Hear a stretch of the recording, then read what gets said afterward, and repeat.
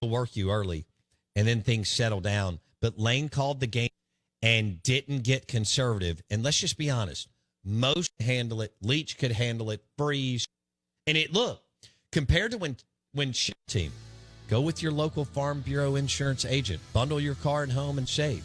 Favorites.com. Jake Thompson next.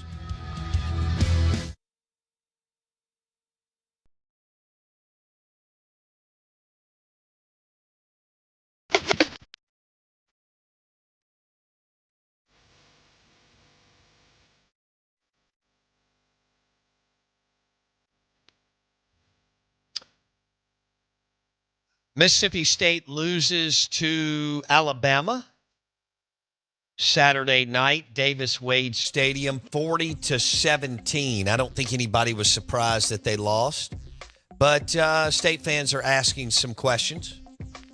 Where's the program? Where are they headed? What are they going to do? Can they get better? You are what you are after 5, maybe 6 games. Okay, the whole you get better throughout the season's a myth. It's just something that guys talk about over beers and steaks. So you may or may not have one more week to get better. You're 112th in defensive scoring efficiency, which is bad. We welcome in Steve Robertson, genespage.com, 247 Sports. This hit's brought to you by Bulldog Burger. Amazing burgers. I went there Friday. Friday, met a buddy. Bulldog Burger in Starkville, Ridgeland, and Tupelo. Check it out. Great places to watch games and hang out outside, too. The outdoor area is very, very, very nice. We welcome in Steve Robertson on the Farm Bureau Insurance guest line. Steve, there's average, and then there's bad.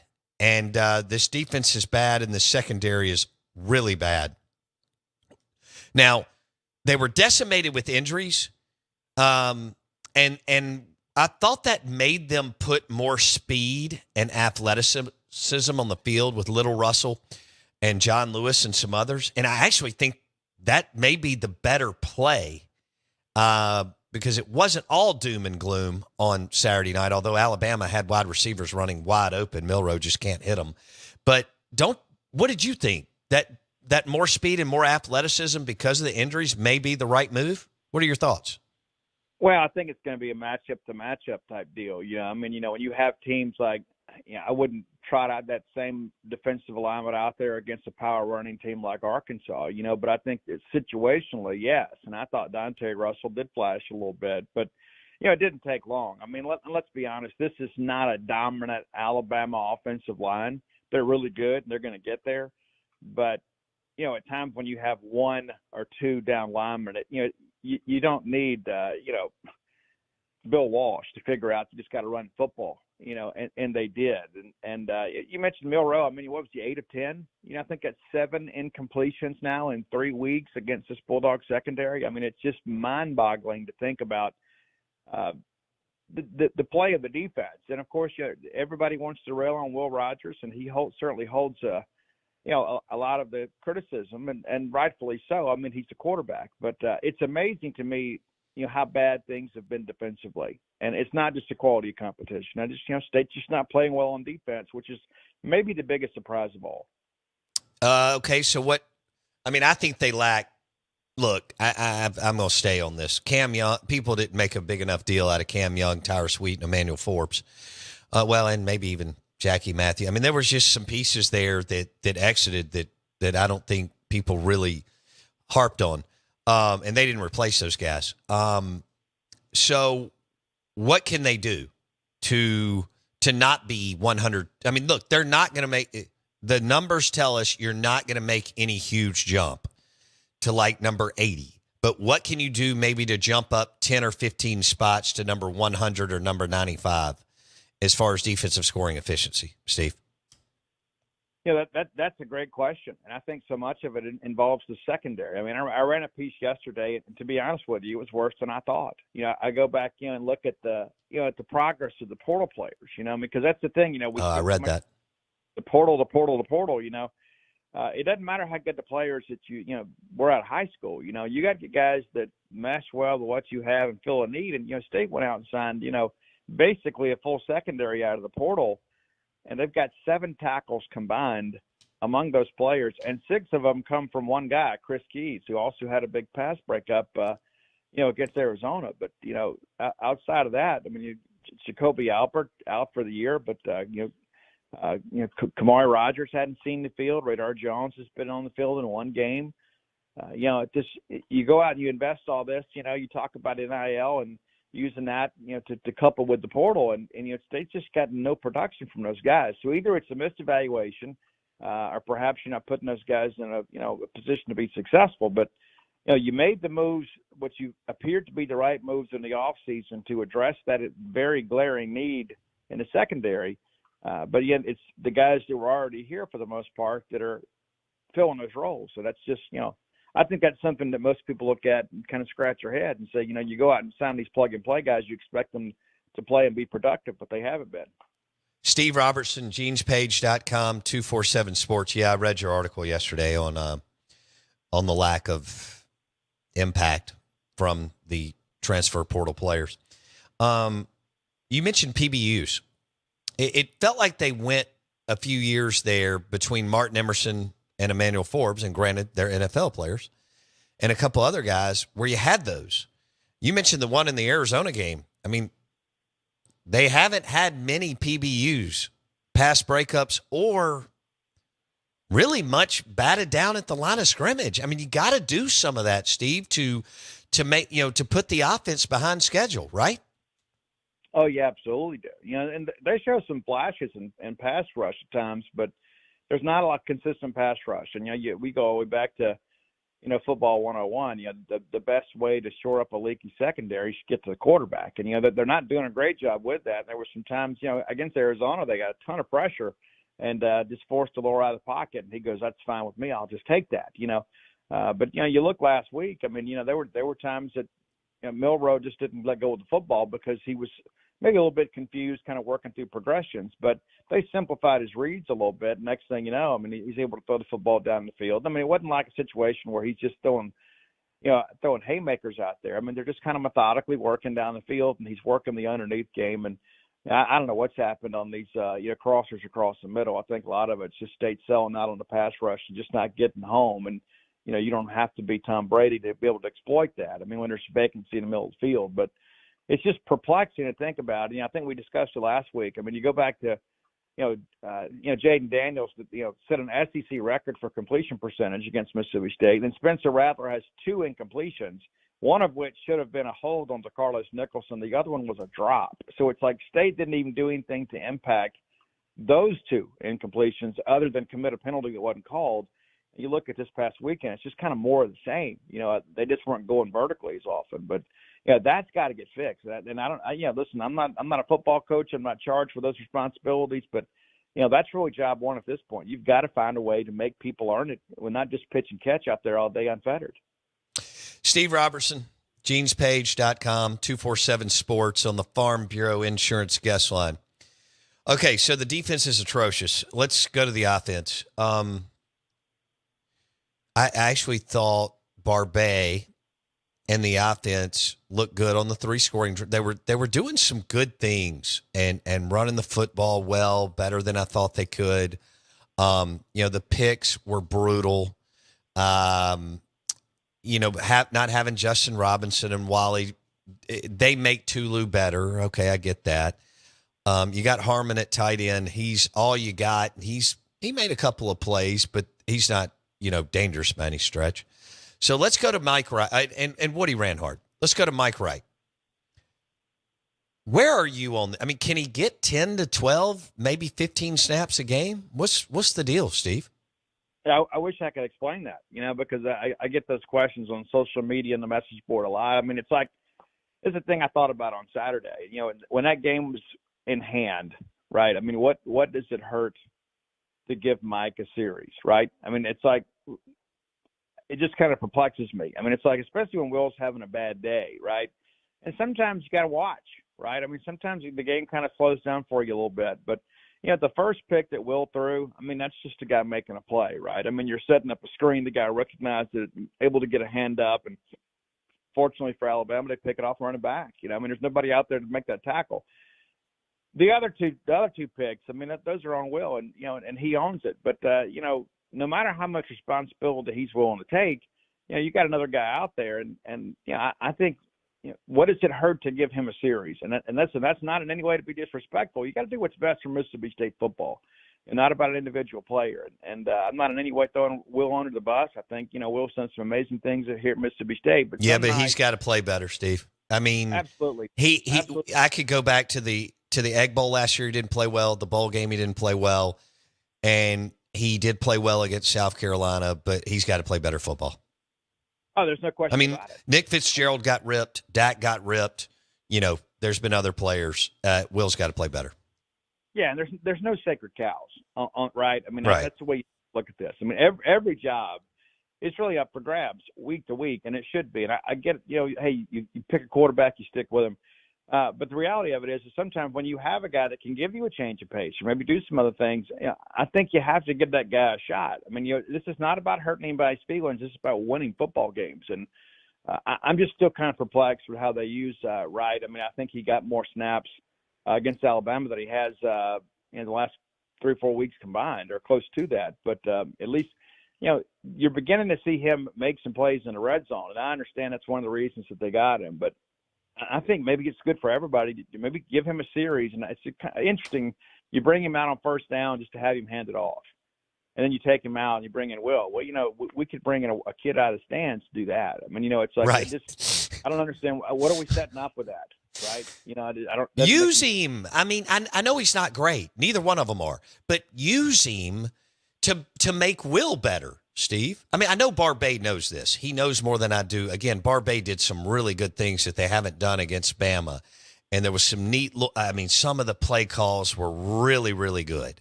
But use him, Steve, to make Will and the other players better, right? Oh, absolutely. And and along those lines too, we didn't mention him, but the guy that I was really impressed with, and I think he's going to save some wear and tear on Woody, is Jeffrey Pittman. I agree. Explosiveness, and I think when you get into this week, I don't think you run Woody much, but you got Seth Davis that has shown some flashes, of course, and I'm eager to see more Jeffrey Pittman. And again, not in any way Woody's having a great year, but I think you save some wear and tear with him by letting Pittman carry the football a little bit more. And Kevon Lee got in there and did some things late in that ball game. But you're not running a two-back set like you did last year, where you're splitting carries between Dylan Johnson and Woody Marks. But I think especially this week, I'd let Woody get half dozen carries and hopefully get some separation in this ball game, and then kind of ride those guys too, because you're going to need Woody to be at his best, down the stretch. And after this Saturday, we're going to be halfway through college football. It's crazy to think about, but that's the reality of where we are. Oh, Steve Robertson, genespage.com. You make a good point. And that's why I can't figure out why Wright doesn't have another 50 to 60 snaps under his belt, because time's ticking and it doesn't make any sense. And you make a good. I wouldn't even play Marks if you're going to go 1-7 or 2-6 in the league.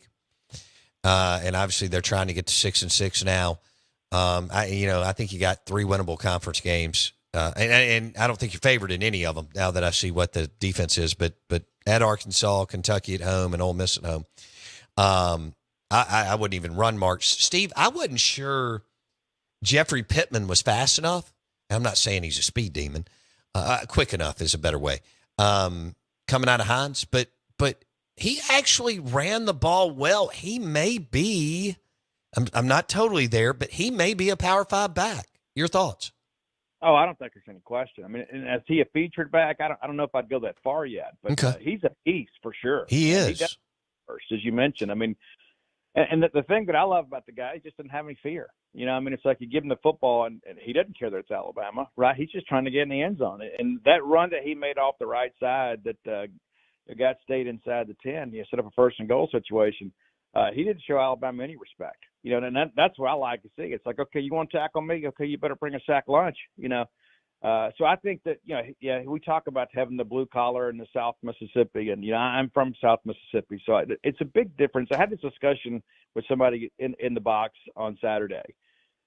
That's the thing about South Mississippi. It's like we talk about, kids from the Delta, right? They're all very desperate and eager to make it. And a lot of times they don't have the infrastructure, facilities around them, to really help them develop as players. So it takes them a little bit longer. But South Mississippi, Kyle, high school football is the biggest thing that happens all week, right? Sure. So there's a tremendous amount of fan support. There's a tremendous amount of local support to help build up facilities and things of that nature. And of course, I'm biased because I'm from the Pine Belt, but I think Jeffrey Pittman kind of exemplifies that. You got it played at Taylorsville High School, where nothing happens in Taylorsville, Mississippi. It matters more than what those kids do on Friday night. No doubt. And I think that aids in their development as they begin to kind of move along. Football is important to those kids.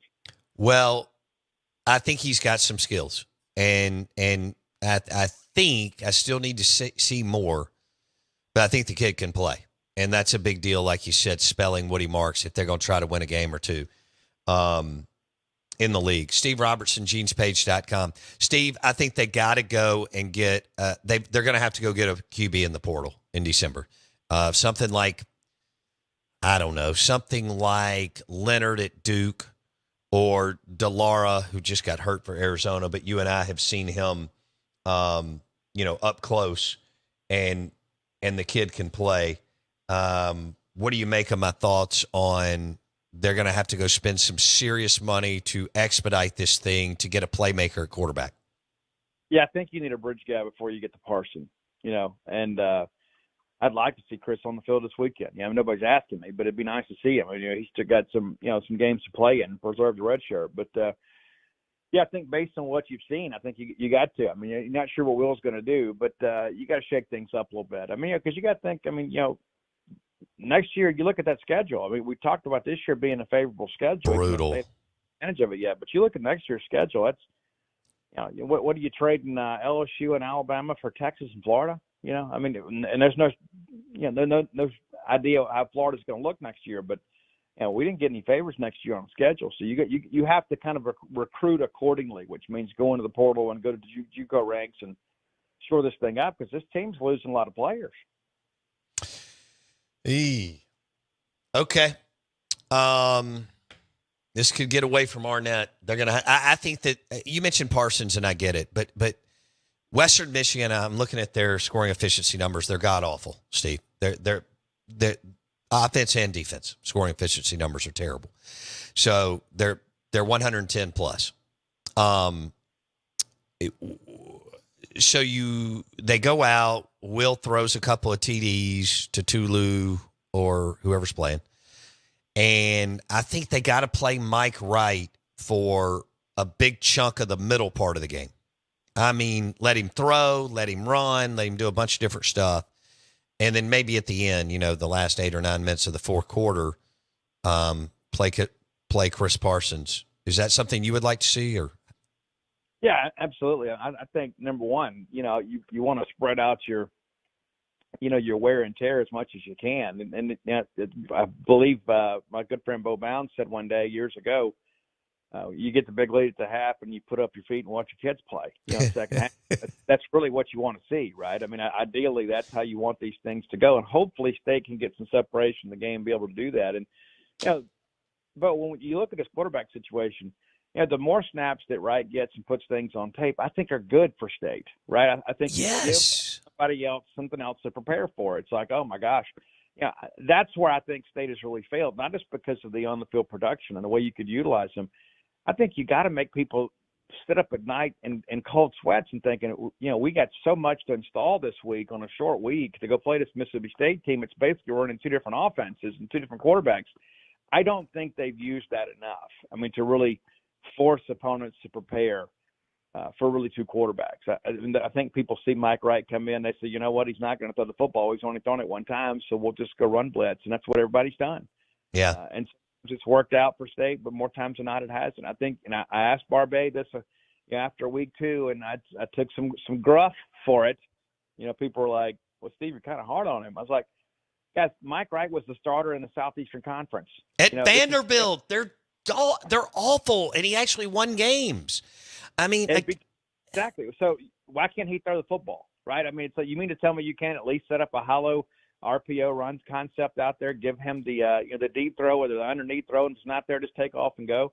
Yeah, again, I'm not trying to sit here and just be overly critical, but I just think the way that State is underutilized Mike Wright is not a good thing. Barbay's smarter than this. I mean, he's a talented guy. He called some really good plays on Saturday. You have to play Mike Wright. The problem is you've already cost yourself a lot of time, 50, 60 reps. And like you said, it will keep defensive coordinators will have to watch him on tape, but they hadn't put any there. Look, I'm a dork. You probably did the same thing. I watched Mike Wright play Florida and Kentucky over the summer just to watch it in one other game. I understand he's not Josh Allen, but the dude connected with receivers at times. I mean, he was at 58%. That's not great, but at Vanderbilt with no players, it ain't bad. So I am beyond baffled at the way that they have used Mike Wright. I don't understand it, and Barbay is smarter than that. Okay, real quick, Steve. I think that the program's going to have to take some risks on kids. I think that they don't. You and I have talked about guys who will throw down in the street, and in the SEC, you got to have an edge. This team has no edge, so they got to go find some Willie Blade type players and get a little edge to them. You don't want guys that have been in super duper trouble. But you got to go get some guys with an edge. Who was the dude that stripped Bo Wallace in the end zone in 2013, the safety? Nico Whitley. Okay. From product of Provine High School. Yes. You got to go find a Whitley, Willie Blade type dudes. Even Cole Smith looks like he wants to throw down. Do you agree that they need – I mean, how do you see it? Does Mississippi State need to take a little bit of risk and go find some dudes, some guys with an edge? Yeah, I think so. I think, Mullen and Leach both, probably did a really good job of not attracting a lot of bad actors, but, I don't know if we don't go hire Ashley Cooper to be the Get Better consultant or whatever, just have that guy around the program or, just somebody around. That's the thing. You go back and look at those tapes, man. It's like, and I think with the Interlochen MSU come around, a lot of the videos kind of bubbled up and resurfaced, but, those guys played with absolutely no respect for their opponents. Now, they respected the fact that they could beat them, but they didn't show up out there thinking, hey, we're Mississippi State. This is how things are supposed to go. And I think that's the one thing Jackie did a great job of. It's just kind of instilling some pride in the uniform and the helmet and the program itself. But yeah, you got to go get some guys out there that, and Leach said it best, where the football matters to them. There's a lot of kids that need football, and I think you've got to go out and get those kids, and sometimes that's a redemption story, and sometimes, it's not. But the risk-reward at this point, I think, is worth the trouble. All right, we'll leave it there. How's Gene's page doing? Oh, we're great, man. Everything is great. Everything is absolutely lovely. Thanks so much for asking. Good. All right, well, I know it was busy over the weekend, so. Oh, yeah. I was reading through some of the posts yesterday and this morning. I read your article on the transfer portal. All right. Thanks, Steve. Appreciate it. Genespage.com, 247 Sports. And we still have bar 2.